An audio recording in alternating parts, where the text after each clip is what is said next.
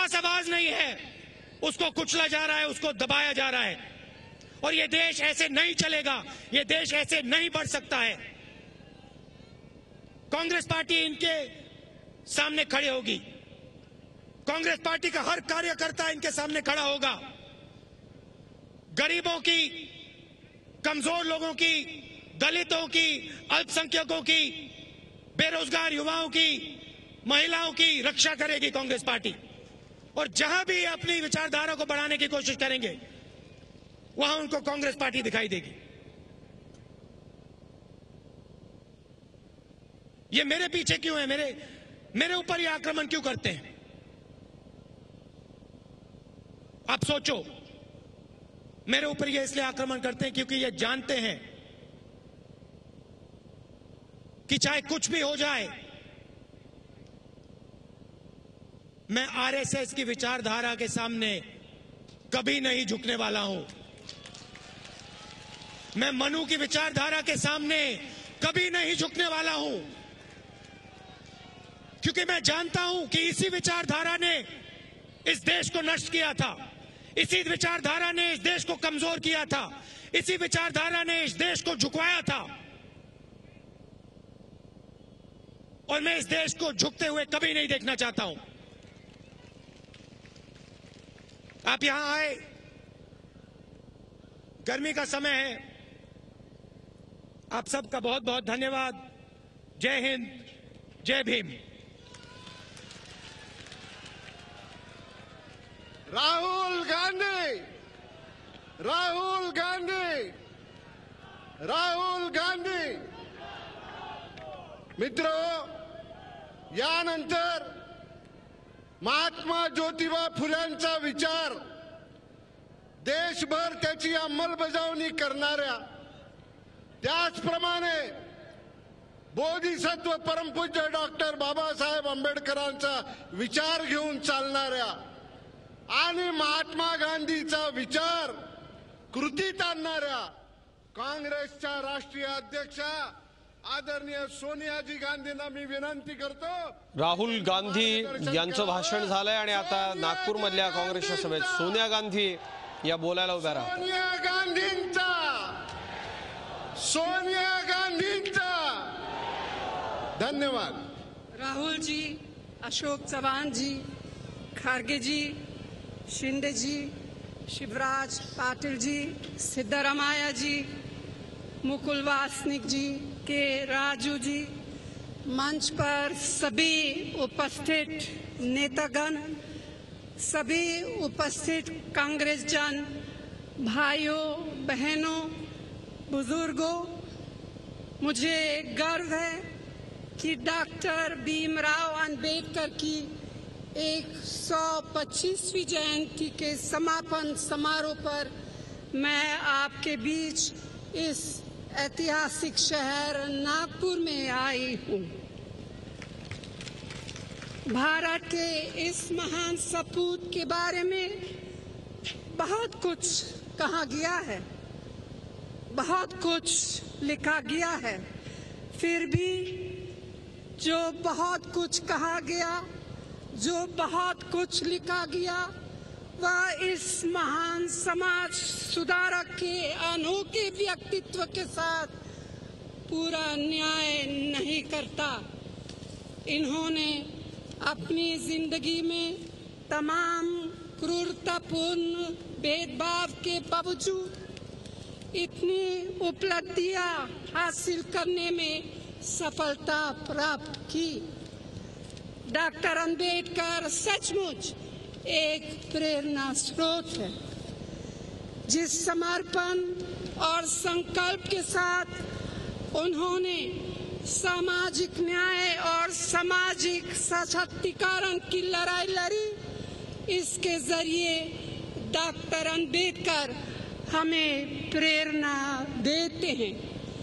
उन्होंने अपनी जिस बौद्धिक प्रतिभा, बेजोर शैक्षणिक योग्यता और निर्भयता से करोड़ों देशवासियों के दिल में जो गर्व और आत्मसम्मान की भावना जगाए, इसके जरिए डॉक्टर अंबेडकर हमें प्रेरणा देते हैं। आप तो सब डॉक्टर अंबेडकर पर ज्योतिबा फूले के गहरे प्रभाव को जानते हैं और कैसा संयोग है कि आज ही के दिन 189 साल पहले ज्योतिबा फूले का जन्म हुआ था।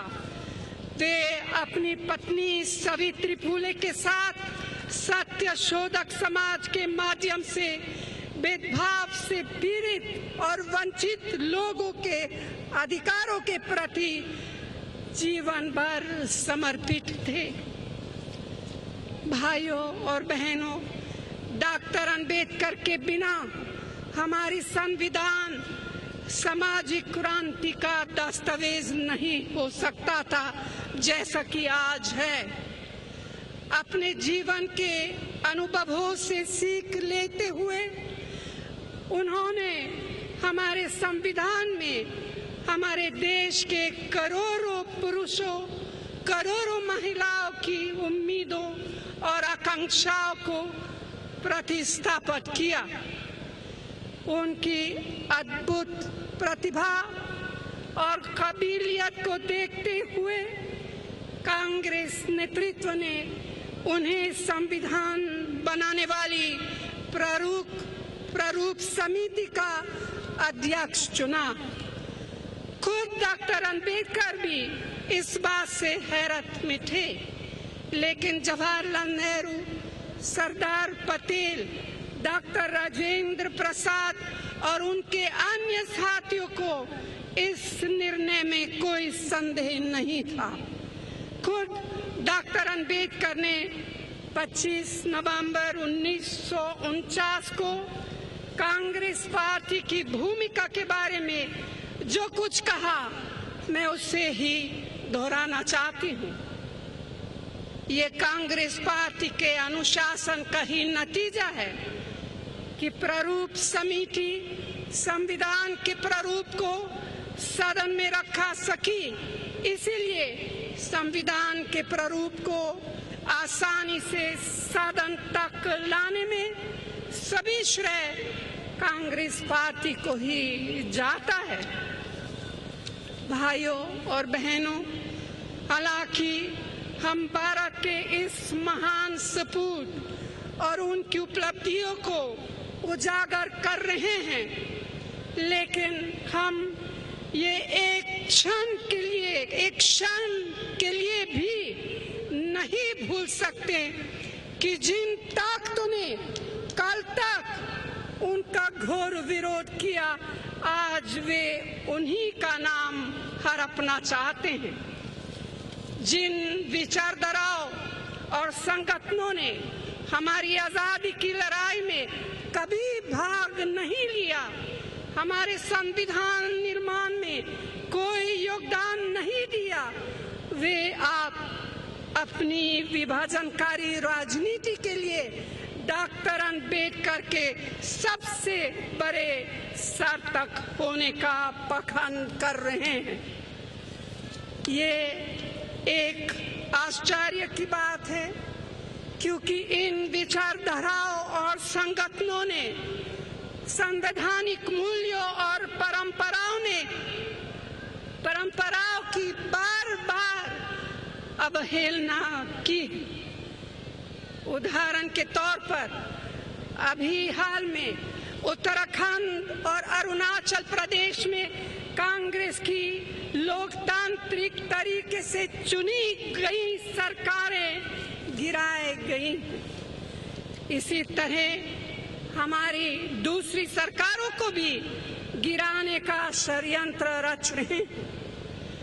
फिर मैं पूछना चाहती हूँ उन लोगों से कि ये बार बार संघीय ढांचा की बात कैसे करते हैं। ये वही ताकते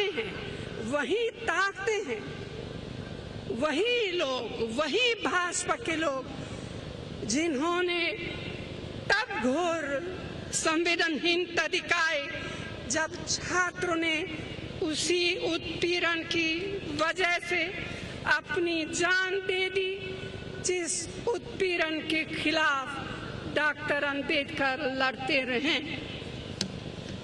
डॉक्टर अंबेडकर पूरे मन से लोकतंत्र के प्रति समर्पित थे, जिसमें चुनाव लड़ना सर्वप्रथम अधिकार है।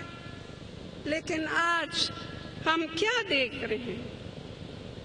भाजपा शासित हरियाणा और राजस्थान में अनुसूचित जाति और जनजाति की 80% मेरी प्यारी बहनों को शिक्षा के नाम पर पंचायत और नगरपालिका चुनाव लड़ने का अधिकार छीन लिया है।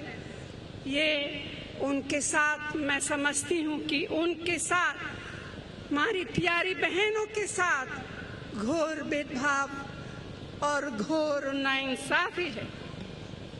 एक तरफ प्रधानमंत्री मोदी डॉक्टर अंबेडकर के प्रशंसक होने का दावा करते हैं, दूसरी तरफ अनुसूचित जाति विशेष योजना, आदिवासी उप योजना, स्कूल में दोपहर का भोजन और आंगनबाड़ी केंद्रों के संचालन जैसी मुख्य योजनाओं के बजट में भारी कटौती की।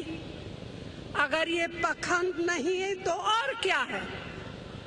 यही नहीं, अनुसूचित जाति, जनजाति और ओबीसी के आरक्षण के पूरे मामले में आरएसएस और भाजपा का दोहरा चरित्र सामने आ गया है। एक दिन आप उनसे सुनते हैं कि आरक्षण जरूर खत्म होना चाहिए, और दूसरे दिन आप उनमें से किसी और से सुनते हैं कि नहीं, आरक्षण जारी रहेगी। लेकिन हमें इस जानबूझकर कुटिल खेल में नहीं पड़ना चाहिए। उनकी मंशा बिल्कुल साफ है, आरक्षण निश्चित तौर से खतरे में है। डॉक्टर अंबेडकर अगर हमारे बीच होते तो ऐसी पार्टियों और व्यक्तियों के प्रति उनकी निसंदेह नफरत होती है जो उनकी विरासत को हड़पना चाहते हैं।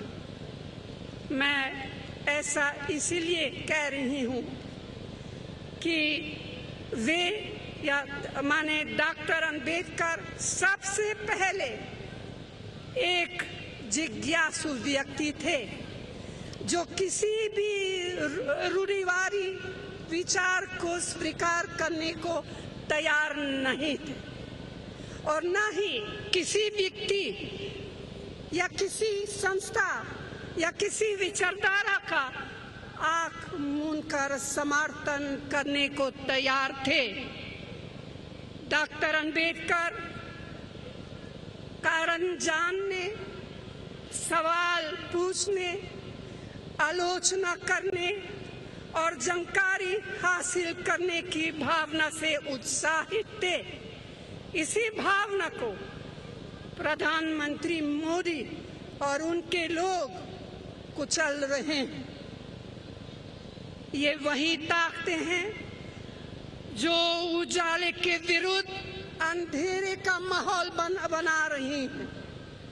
ऐसा माहौल जो हमारे देश की गंगा जमुनी परंपरा को नष्ट करना चाहती है, सेक्युलरिज्म को खत्म करना चाहती है, हमारी बहुरंगी संस्कृति, बहुलतावादी रहन सहन और अमन चैन का जो माहौल है उसे बिगाड़ने में लगी है, समाज को बांटने में लगी है, लोकतंत्र को कुचलने में लगी है। यह सब आपके इसी नागपुर की एक संस्था के इशारे पर हो रहा है। और प्रधानमंत्री मोदी क्या करते हैं? चुप्पी साध कर बैठे हैं। लेकिन हम देंगे भाई और बहनों, ये समारोह डॉक्टर अंबेडकर की 125वीं जयंती के मौके पर कांग्रेस पार्टी के साल भर चले उत्साह का समापन जरूर है, लेकिन इनके मूल्यों और इनके आदर्शों को बचाए रखने का अभियान जारी रहेगा।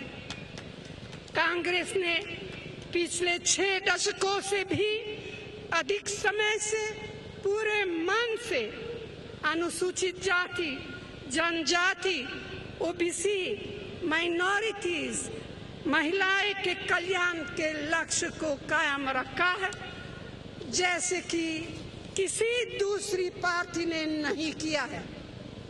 कांग्रेस पार्टी के लिए ये हमारी वैधानिक जिम्मेदारी है और हम समझते हैं कि ये हमारी नैतिक कर्तव्य है।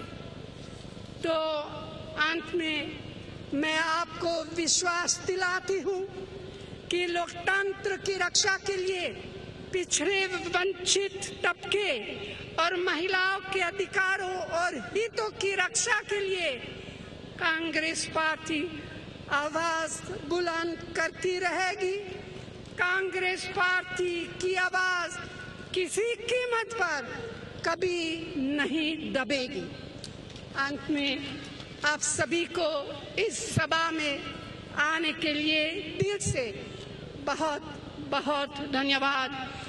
धन्यवाद। जय हिंद, जय भीम। आभार प्रदर्शन, यानंतर आभार प्रदर्शन होईल। तर आपण बघितलं भारतीय जनता पक्ष आणि राष्ट्रीय स्वयंसेवक संघावरती निशाणा साधला राहुल गांधी आणि सोनिया गांधी यांनी। नागपूरमधली गांधी माता पुत्राची सभा आरएसएस आणि भारतीय जनता पक्षावरती टीकेने गाजली। झी 24 तास रहा एक पाऊल पुढे।